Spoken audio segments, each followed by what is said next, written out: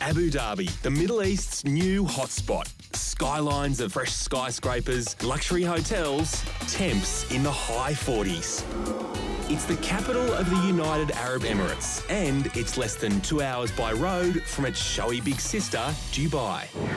You know, in Australia, the type of dog you have, well, it often says a lot about you. I have a Kelpie because, to be honest, me walking a chihuahua down to the park might look a little bit strange. But here in Abu Dhabi, things are a little bit different. You see, here, a fox terrier isn't the ultimate status symbol. It's a falcon. In LA, dogs go on planes.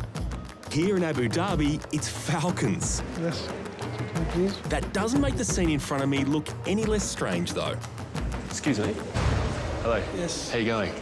Can I ask you about your falcon? Yeah. Is he flying? Yeah, of course it's flying. No, I mean like on the plane. Not... Yeah, with us on the plane. Where are you going? To Morocco. Yeah. It's a stupid question. Does he have identification? Like Yeah, he has passport. Does not. Yeah, you can see it. It's this one. Can I have a look? Wow, falcon passport. It's a male. He's from Spain. Yeah. All the different countries he's been to. This is extraordinary. So extraordinary, I want to know more about them. I'm off to the Abu Dhabi Falcon Hospital, which treats, get this, 6,000 birds a year. This is the weirdest waiting room I've ever seen. Have a look at these guys.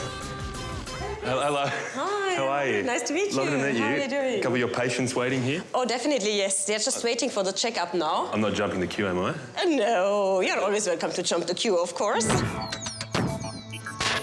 On a behind-the-scenes tour like this, you really come to understand just how important these birds are to the local culture. The cool part? Well, this is a working hospital. Follow me, please. So you do get to meet the birds in for treatment, mainly feather, beak and claw repairs.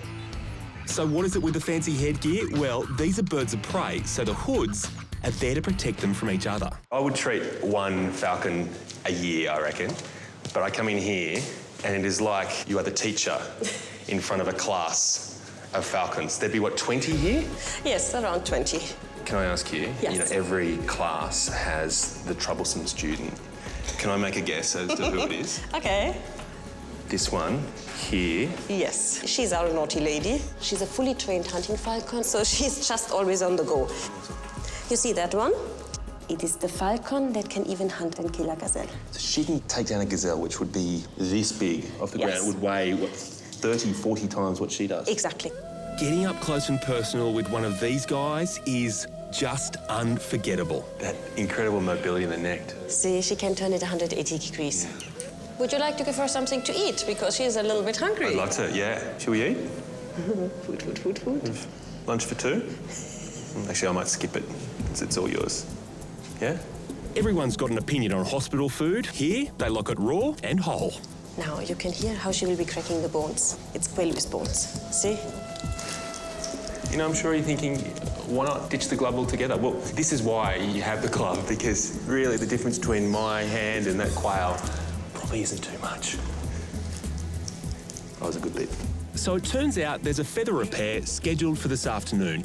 And it seems like a bit of a shame to come all this way and not help out. Would she have broken that feather just through a flying accident? Yes, that's usually how they do it, yes. When they fly or when they hit a prey or they chase a prey and they hit, then they break the feathers. And in order to fix the feathers, we have some spare parts. What do you mean by spare parts? These are our spare parts. Oh, wow. So when you're dealing with the Ferrari of the bird world, obviously you need to go to a mechanic sometimes for a bit of a tune-up. You come in and see Marguerite, go to your spare parts drawer and pull out, well, something to replace the feather you've lost. Once it's done, back out there. In perfect shape. It's amazing. Once the feather's selected... This is nice. It's simply a matter of lining the wings up... Measure it like this. ...and sticking the new feather on. It's intense there, isn't it? You have to get it right. It is. It's not just to get it right, you have to get it 100% right. 99% is not good enough for a falcon. Where was I then? Was I sort of high 90s? You were high 90s, yes. And while she's under, a talon trim, that's all part of the service. Are you ready? Had some interesting moments in my veterinary career, but I think Falcon Beautician in Abu Dhabi, it's getting right up there.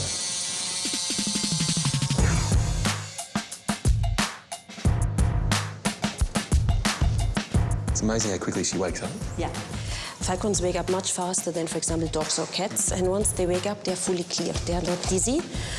And you see she can sit already on the glove. Yeah. And we'll just remove the hood quickly and then she's fine. Testing out the new equipment. Absolutely. And she should be fine again in the afternoon for training. Thanks, Hussein. Good. See, you're going to love Australia this time of year. You just have to behave on the plane, all right?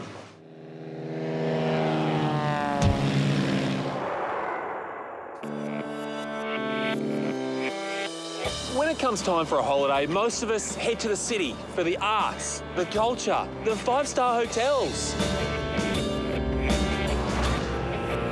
Surely the outback can't compete with a city that's packed so sky-high with sights and experiences. Surely. I'm in the Kimberley and have travelled 700 kilometres from Broome to the Bungle Range in the Honolulu National Park. These red and black beehive-shaped towers date back 350 million years and contain a wealth of sights to see and places to explore, while feeling completely untouched by man. You know, the strange thing is that when you're standing here, there's this mysterious, almost eerie feeling that these big rock figures are staring in on you, wondering what you're doing here. The only thing I'm wondering, though, is where my guide is. This is one tourist attraction where you won't spend hours lining up to pay an admission fee. Out here, you really do feel absolutely alone. But my guide, Rusty, he's got to be around here somewhere. Oh, maybe he's in here. Listen to those acoustics. Where are you, Rusty? I was told you were trusty, but in here it just smells musty. Where are you, Rusty? I'm over here.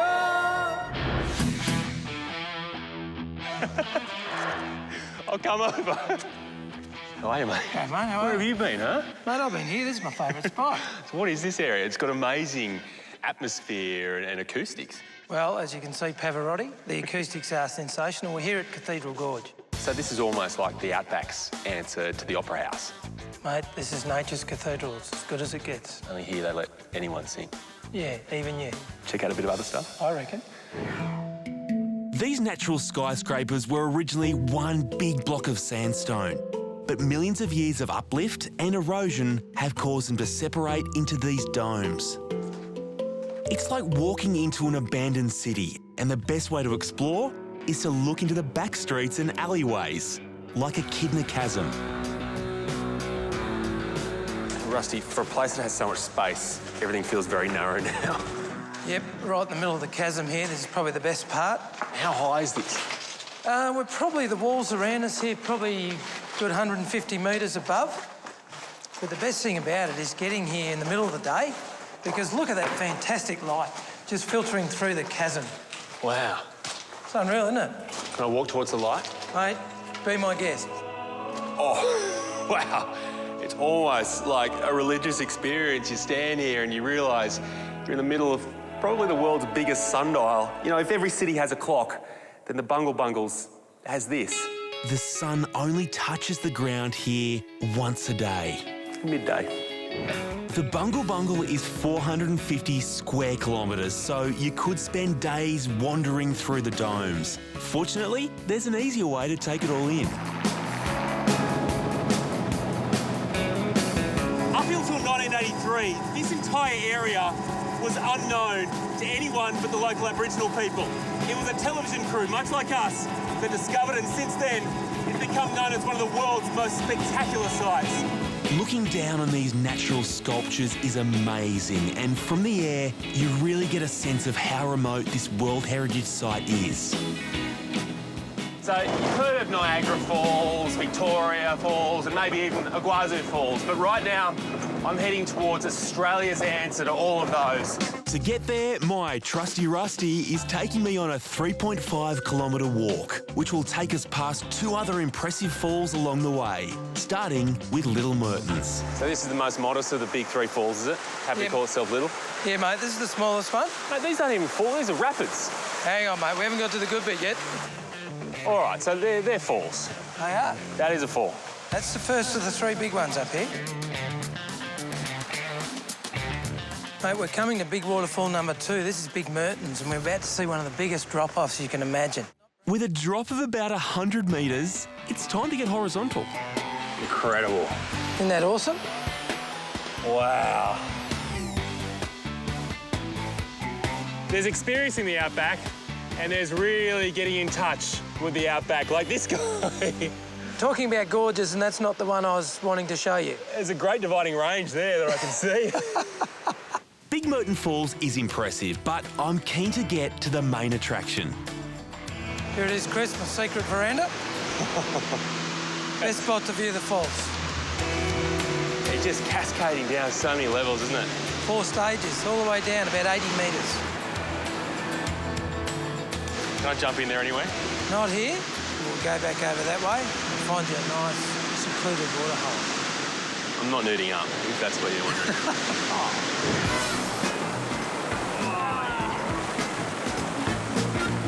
You know, sure, this one's not quite as big as the other waterfalls, but this one is going to be the most enjoyable. Who needs theme parks when you've got this? Hello, Rusty. Rusty, well, he's a man of the land. So I'll leave him in his element. While to get back, I'm going to take to the sky.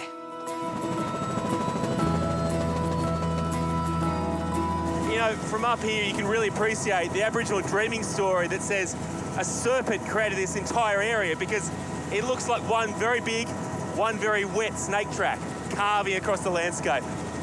It is incredible what you can see from up here. And there's Rusty right there. The Kimberley is one of Australia's hidden gems, rivaling anything you can find overseas or even in our capitals. You'll experience so much the city just can't offer. You might even discover Rusty out there, somewhere. I'm over here!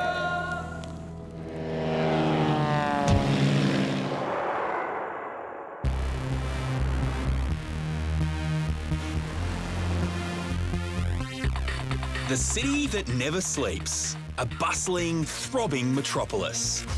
If you want it, New York is where you find it.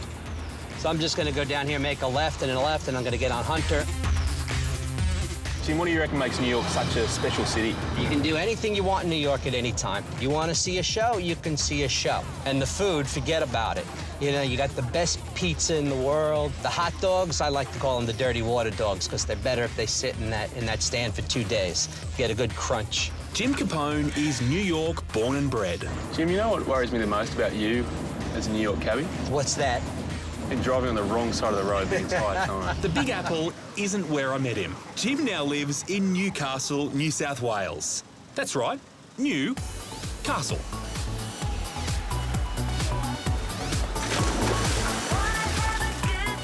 In 2011, Newcastle was the surprise inclusion in the Lonely Planet's top 10 list of great cities to visit. Not Melbourne, not Sydney. No, Newcastle. Thank you very much, mate. You're welcome, my friend. What do I owe you? Don't worry about it, mate. It's on me. Forget about it. Forget about it.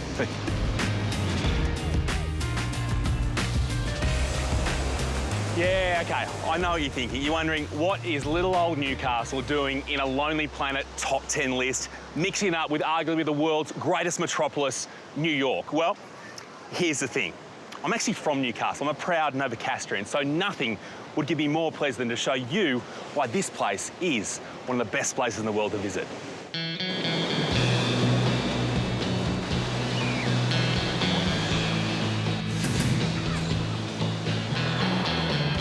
For me, the #1 selling point of Newcastle has always been this incredible natural natural beauty. Now, this is Nobby's Beach. It's hard to believe this is just minutes from the city in that direction. But the best thing of all, if you have a look around, is the space. No matter where you are, you can always get your own little patch of sand, which means this beach is as a beach should be.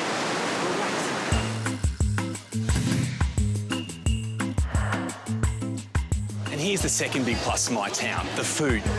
You see, while New York might hang on to the title of being the cutting-edge cuisine capital of the world, you look here on Derby Street, it's clear the restaurant scene has really exploded over the last decade or so, meaning this is no longer a culinary backwater. And did I mention the world's best fish and chips? Oh, thank you. That's great. Look at that. You'll find them at a hole in the wall called Scotty's. Tell them I sent you. You know, you're used to, from your childhood, getting those beachside meals where the fish and chips are almost stuck to the newspaper and everything's gone soggy. Here, it's the exact opposite. It's crunchy, it's fresh, and yes, it's very good. Okay, let's talk landmark. See, in New York, they have the Empire State Building, which stands apparently as a monument to modern architecture. Newcastle has a slightly different slant. It has the Queen's Wharf Tower, which stands as a monument to, well, something else entirely different. It was erected in 1988 and opened by the Queen. Should have had our eyes open over that too. And how can we talk about Newcastle without bringing up its art scene? You see, even though it may be away off Broadway, it's no cultural desert either. You see, here in the castle, we lay claim to the supergroup Silverchair, The Chair, as well as a musical show that was a hit in New York itself. Come on, push it in. That show is the world-famous Tap Dogs. The genius behind it is former steelworker Dean Perry, and we found him at the magnificent Civic Theatre. You could hear the rhythm within the machine pumping any machine you were on, you know, and you could sit there and I could tap on tread plate or all of that sort of stuff. Toe, heel. Apparently, Dean's still auditioning, which means this is my chance to impress him with a dance-off with his little brother Sheldon.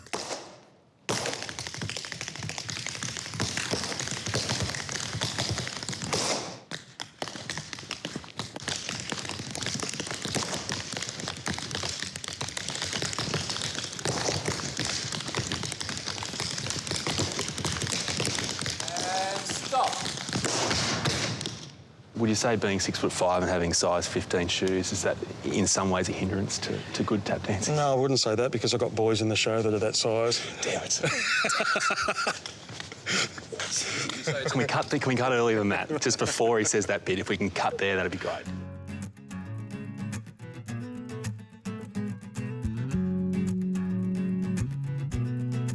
OK, I have one last trump card to play in my case for Newcastle. And you don't need any special talent for it. Oh, steep. It's back to my town's natural assets. We're out in the dunes around Stockton. Getting a run up so I can get actually over the top of this one here. Try finding a sandpit as big as this in New York.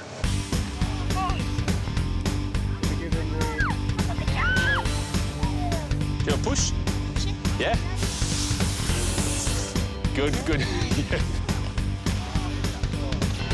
you bring any bandages? I'll travel with a kit, don't worry. It was my very first try at sand surfing. 안녕하세요. Along with a very friendly busload of Korean tourists. They're probably looking at the blonde Australian thinking this guy is going to know what he's going to be doing. 안녕하세요. Oh, a bit of speed now. 안녕하세요. Oh. Seem to have left the board behind. And got the sand in all those places you talked about. 안녕하세요. 네, 안녕하세요. Hey, what do you think? 네. It's fun? Lots of fun? Yeah. 최고. Yeah. Said Newcastle is an amazing place and deserves to be number 9 in the list of great cities in the world.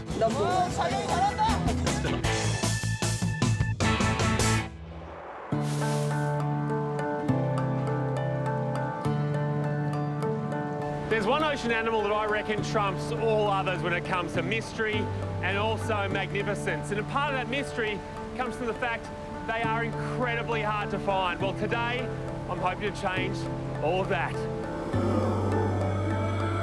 I'm about 100 kilometres south of Vancouver, Canada, heading out of Victoria Harbour. It's famous for its unique village of 33 floating homes. Oh, and the elusive orcas. And taking me to find these pandas of the sea is the Orca Spirit Adventure. And my guide, Sheena. So guys, we are going to be heading east now. That's a general area that we consider a critical feeding habitat. And while it doesn't take us long to get to their local hangout, they've got better things to do than give us a show. And I never like to interrupt someone's dinner, but that's exactly what we're doing right now. All across this coastline here, there's multiple groups, multiple pods of orcas that are all trying to fish for salmon. We're just hoping that one of them's going to pop up just in front of us right now. But luckily it seems they're keen to come up for a quick breather between courses. We've got 3 coming through here now. Wow. Oh, yeah. Wow, so you can actually tell by the dorsal fins that we've got 2 males and a female. So a female orca is going to have about just under a metre dorsal fin, curved like the moon, where this male, you'll notice, it's about 2 metres and very triangular. So it takes them until they're about 15, they look like females, and then it'll straighten up and firm up over about 5 years. So size does matter? It does, absolutely. Much like some humans, orcas are highly intelligent and work well in teams. So a lot's made about the intelligence of orcas. What we've just seen here is a female feeding. What's so amazing is that she's now communicating to the other orcas, and now they're all starting to converge in this one spot. And when hunting, they use a combination of echolocation and language to track their prey. Look, I can't hear them, can I? What's that sound? Well, you can, but you can't hear them directly. We actually have the hydrophone in the water, which is an underwater microphone. So that clicking? Yes, so that's the echolocation. So they're sending out those sound waves, those pulses, and that's going to help them ID their food, so they'll change direction accordingly. There are about 90 whales in this community, divided into 3 family groups, or pods. And each pod has its own dialect. The way I usually describe it to guests is that our southern community speaks English. So say J-pod speaks with a Canadian accent, L-pod with an Australian accent, and then K-pod with a British accent. So they will mate with a whale that sounds the least like them, which is going to increase the genetic diversity of the community. The resulting baby could weigh up to 160 kilograms at birth and be a whopping 2.5 metres long. Everyone talks a lot about the brain power of an orca, and I guess the best way to explain it is the fact that the calf is in the womb, in gestation, for 18 months. It's a really, really long time, but it takes that long for that brain to develop. This whole society in this resident population is a matriarchal society. The oldest female is in charge, and the funny thing is the fact the males will always live with their mother for their entire life. No other species in the world does that. However, there is a tragic element to the history of this orca community. During the 60s and 70s, up to 68 orcas were taken to go into aquariums. It halved the population, and it's only now that those numbers are starting to increase. And now, conservation programs are in place to further increase these numbers. To be honest, I wasn't sure what my reaction to seeing orcas for the first time would be, but now that I've experienced it, you feel quite humbled because there's this clear intelligence there, this clear sense of community. It is something you have to experience for yourself to believe.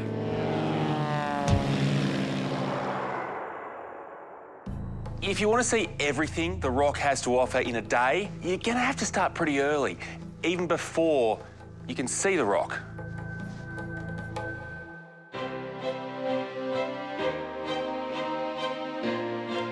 Pretty good, but you know what? You're going to need a closer look.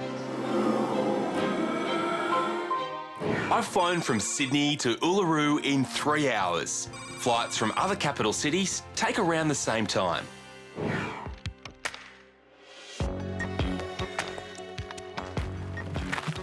Up until recently, it's always been such a mission to get out here and appreciate the rock, but trust me, once you're here, the mission is taking it all in. It is 9.4 kilometres around the base, 348 metres high, but the thing that blows me away is what you can't see. The rock goes down over 6 kilometres. It's amazing. I'm Chris. Nice to meet you. Nobody knows Uluru better than the Ununu people, who have lived here for thousands of years. What does the rock mean to someone like you, Happy? The rock is a place with many stories. It's amazing to actually come here and see it. Happy's just saying it's a good way how we're walking on the ground and experiencing Uluru this way. Okay. As opposed to climbing on top. An Indigenous walking tour will show you another side to the rock. And help you pick up some survival skills as well. No smoke, Happy says. Happy? Look over there, there's a big kangaroo. Sure, I had to cheat to make fire, but I'm going to need some expert training to master the art of spear throwing. And Wongan's my man. So the hands underneath. Yep. That's pretty good. Okay. Just fell a little bit short. Ah, it's the wrong... it's the wrong way around.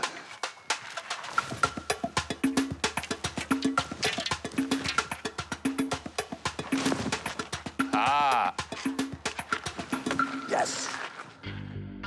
Time to pick up the pace and trade the walking tour for a camel ride. Except instead of being on the back of one, I've been asked to help out with a stray one. So this is her, huh? This is her, yeah. She's tiny, isn't she? She's small, yeah. This wild little calf, nicknamed Rocket, wandered into this campground 2 weeks ago after being abandoned by her mother and the rest of the herd. She's been here ever since, and by the looks of her, she was pretty sick. Yeah, I mean, she's too young to be away from the herd. Without 3 to 4 litres of her mother's milk a day, little Rocket could be in real trouble. But I have a plan. Right. All right, We'll make you the master chef. Miguel, you can have your eggs Benedict. These are eggs a la Uluru. Eggs for protein, honey for energy, and more than a pinch of salt. Everyone assumes that camels are amazing in terms of being able to survive out in the desert, but if they have a weakness, it's a salt deficiency. So that's what I'm worried about with her. Oh, yeah. That's great. Seeing as though she knows you so well, why don't you go in and give it to her? Glad it's her drinking it, not me.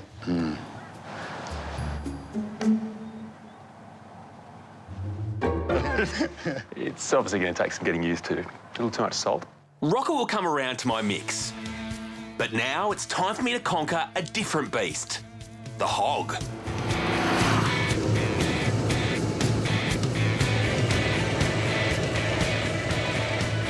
Dave, do you ever get blasé to the fact that you are working next to that every day? Never ever, mate. It's just fantastic. Best job in the world. Do you ever get used to the fact that you have a man's thighs wrapped around you most days? Definitely not the highlight of the day, mate, but you take the good with the bad. After a full day of walking and riding around the rock, there's nothing quite like treating yourself to even more of Uluru's delights. How about 5-star dining with a killer view?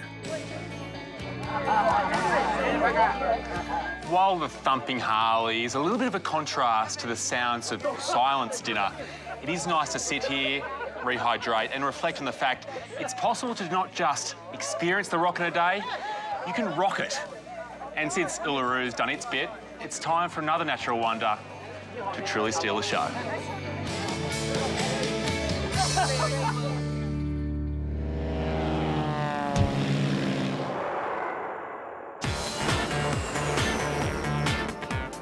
I've got 6 hours before we touch down in Rarotonga. Well done, Chris. Plenty of time to do my research. What is the one thing I need to do when I'm in the Cook Islands? Climb a coconut tree. What does that achieve? It shows a lot about a person, especially a man. It shows a lot about his character, about how strong he is, how intelligent he is as well. So it's some sort of challenge. Yes. Okay, so to prove I'm a man, I just have to do something I did as a kid? This is Rarotonga, main island of the Cook Islands. You fly direct from Australia, just over the international date line, which means you arrive before you leave. You can't really get lost on the main island of Rarotonga, as buses only go 2 ways, clockwise or anti-clockwise. See you later. The markets seem like a good place to start. Now, I wonder if there's a catch to this tree climbing thing. I'm meant to be climbing a coconut tree. Climbing a coconut tree? Yeah. You're going to climb a coconut tree. That should be interesting. What is it? I wonder what they know that I clearly don't know. You need to be seeing a guy called Pa. Yeah. And he's got his little house here up on the map. So apparently Pa has all the answers you need if you want to climb a coconut tree, but I don't really know what sort of secrets Pa possesses. All I know is that according to this map, his place is just up here. Excuse me, are you Pa? I'm Pa, yes. How are you? I'm Chris. Welcome to the jungle. Turns out Pa is something of a tree climbing legend, but he's packed it in now and taken up traditional healing. A lot of people are laughing when I say I want to climb a coconut tree. No, if they laugh, they're wrong. If a woman see a man climbing a coconut tree, they'll marry that man. Right, climb a tree, gain a wife. Now I am nervous. Take away your fear. See if you like it. This is Dutch Courage Cook Island style. Noni juice, made from the noni fruit found across the island. It's supposed to give you courage, strength, and youth. Pa is 72 and he swears by it. This island is full of trees, but the best ones, according to Pa, are on the other side of Muri Lagoon. So I'm going to swim across the lagoon. Yes. To that island. Right. To climb a coconut tree. This is a good idea, right? But the best coconut in the South Pacific is on that island there. It may be the noni juice speaking, but it makes perfect sense to me. Let's do it. Oh yeah, and apparently Captain Awesome is there waiting for me. I didn't mention him. He's some sort of tree climbing superhero. Captain Incredulous here is having one of his weirder days. Where's Captain Awesome? Look up. There he is. Oh my God. Been up there 10 years. That's really high. Yes. Captain Awesome, could you awesomely come down? Just a sec. That was awesome, Captain Awesome. That's why they call me Awesome. It's amazing. I'm meant to be doing this. Am I any chance? Sure. Can you give me some tips? I can show you. This here from our coconut husk. Feet wide apart, one hand behind, one hand in front of you. That's the one. Yeah? Yep. Till you get to the top. Okay, Captain Awesome, let's see how it's done.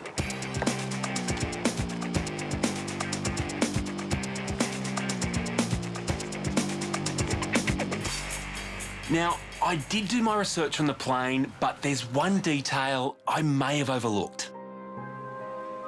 Is this dangerous? Of course it is dangerous. People falling down, they get killed instantly. That's as far as bad things go. That's up there. Yes. But it's all in the mind. All in the mind.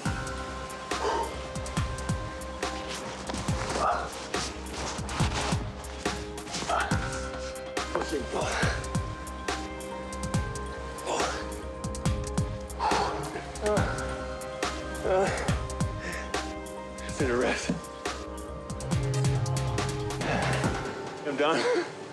Okay, maybe I can settle for being half a man. Now it's time to slide down.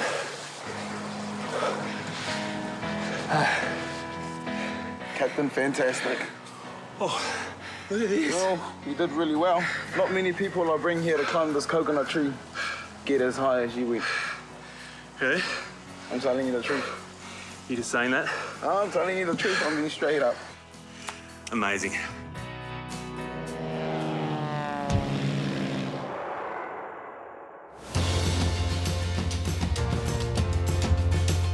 Two hours flight north of Perth will get you to the gateway to the Kimberley, Broome.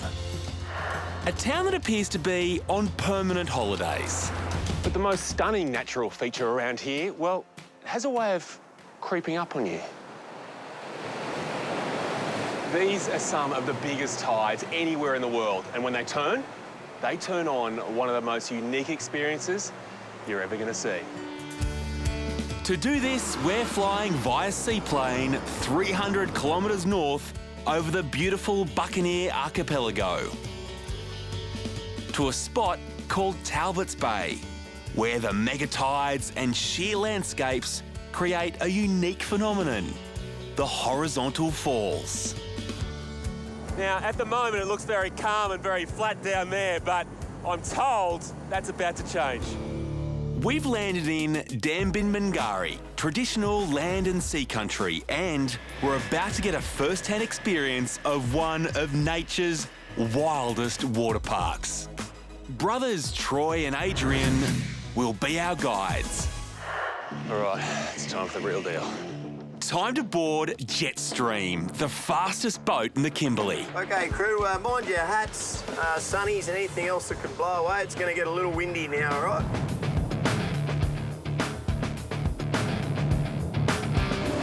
You can see the black mark on the rocks. That's the high tide line. It's a spectacular landscape, and even more spectacular when you look at that. The Horries are a natural phenomenon created when massive 10-metre tides fill and empty through two narrow inland gorges. The only way for the water to get in and out is through narrow gaps between the cliff walls. It's about 50 metres deep. All right, so the gap that's only 20 metres across can move 1 million litres through it in about a second. The gateway into the second gorge is an even narrower 12 metres. Okay, crew, just hold on a bit.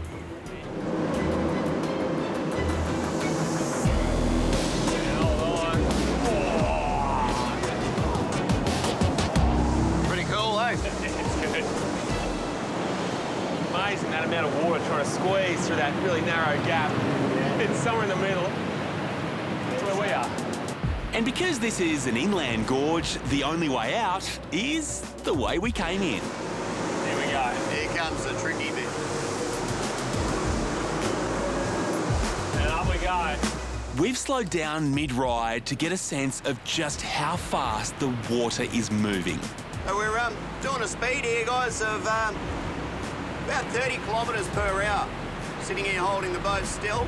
With the tide almost at its fullest, it's time to experience the falls up close and personal from the front of the boat. You can already see the big difference in water levels between where we're at right now to up above. Oh, yeah. Woo!